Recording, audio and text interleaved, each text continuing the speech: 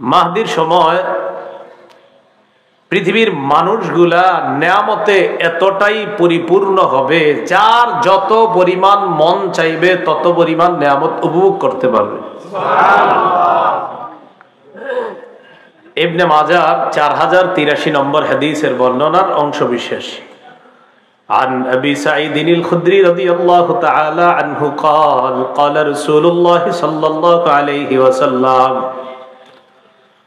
تنعم فيه أمتي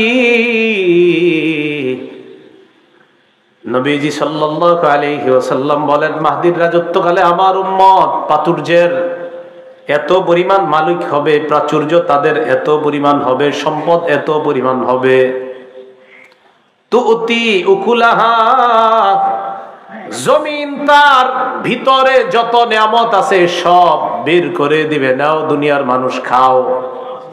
তুতি উকুলাহা, সব বের করবে। ওয়ালা তাদখিরু মিনহা শাইআ, জমিন তার কোন নিয়ামত জমা করে রাখবে না, বরং সব বের করে বলবে সব তোমরা খাও। এমনকি একটা অবস্থা হবে, নবীজি বলেন এক পর্যায়ে এমন হবে, ওয়াল মালু ইয়াউমাইযিন কুদুস, মালু ইয়াউমাইযিন কুদুস মানে হলো সম্পদ এমন ভাবে জমা হয়ে পড়ে থাকবে, জায়গায় জায়গায় জমা হয়ে পড়ে থাকবে। মানুষ বলবে ইয়া মাহদি আতিনা, ও মাহদি আমাদেরকে কিছু দাও। মাহদি তখন বলবে খুঁজ, যা মন চায় নিতে থাকো। মাহদি কিছু দাও, মাহদি বলবে যা মন চায় নিতে থাকো।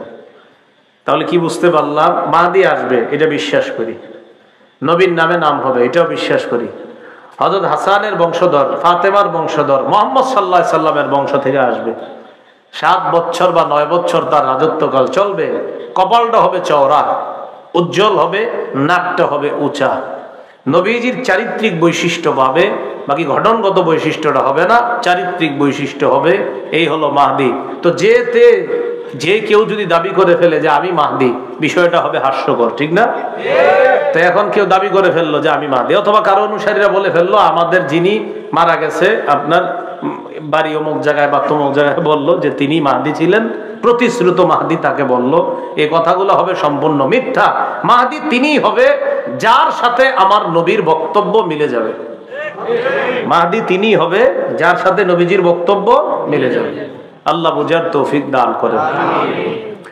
এ হলো কিয়ামতের আগের যে আলামত গুলা ঘটবে 10টা, এর মধ্যে একটা মাহদির আগমন।